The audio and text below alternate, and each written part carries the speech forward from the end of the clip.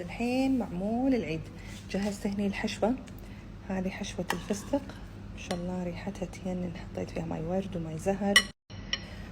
وهذه حشوة التمر، شوفوها صورت لكم كل شيء، مصورت لكم بالتفصيل عشان انزل لكم الفيديو كامل مع المقادير كاملة، راح انزلها لكم بالسناب والانستغرام. وعندي هني جهاز او آلة المعمول. تصدقون هذه شريتها يمكن من 2 3 سنين، توني اشوف ان هني فيها عبارات عيد سعيد، كل عام وانتم بخير، وايد حلوة. ما اخذتها هذه، ايه من العقيلة كنت شريتها والله من زمان. فيلا خلونا الحين نشكل عجينة المعمول.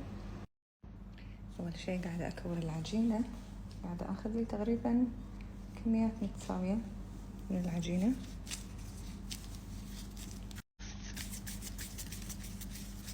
اكورها بهالطريقة هذه، احطها هني بالصينية اجهزها، واجهز الحشوة علشان بس يكون سهل علي اني شنو اني اشكلهم.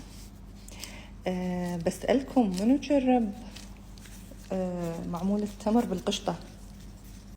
قاعدة اشوفه صاير ترند تيك توك، تصدقون بدي اجربه. ايش رايكم نسوي لي كم حبة؟ تخيلوا معمول تمر وداخل التمر قشطة. والله الصراحة ودي اجرب، بشوف الحين الفيديو اذا موجود احط لكم. نفس الشيء حق التمر، خلصت من العجينة الحين ناخذ شوية كذي كمية من التمر نكورها. ها؟ لا بالطريقة هذه. بلشوا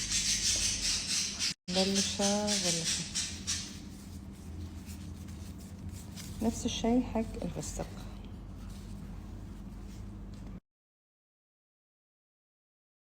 يلا خلونا الحين ناخذ العجينة. شو نسوي اول شيء؟ خلينا نضرب الإضاءة. اوكي، ناخذ العجينة نفردها عدل، تفردونها بالطريقة هذه، بعدين تاخذون الحشوة تحطونها بالنص، تسكرونها شوي شوي.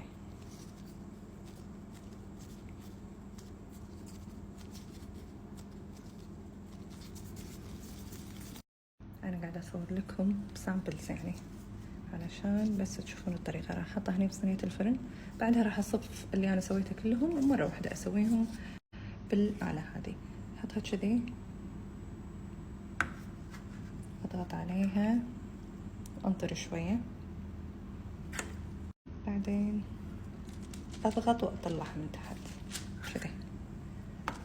شوفوها مكتوب عليها عيد سعيد، لا مكتوب عليها عيدكم مبارك.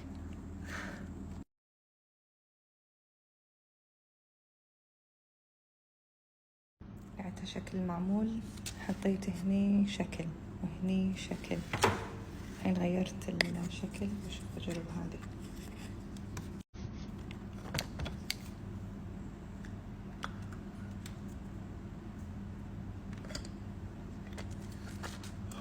وي ما سكرتها عدل. لحظة اوكي، خليني اسكرها. يلا نجرب مرة ثانية، نضغط حيل عشان تطبع، بعدين نطلعها. ايوه الفستق سويت بس 5 حبات، لان انا اساسا ما احب الفستق وايد، انا مسويته حق امي هي تحب الفستق. انا بالنسبه لي معمول التمر هو التوب. والله شكلهم صار وايد حلو، شوفوهم وايد عجبوني.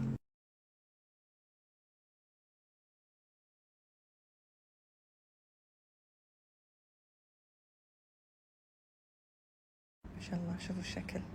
هي شوية تحمرت لان انا كنت معلي على الحرارة، بس نزلتها شوي الحين. انظر عليها 3 دقايق واشيلها. الريحة تجنن.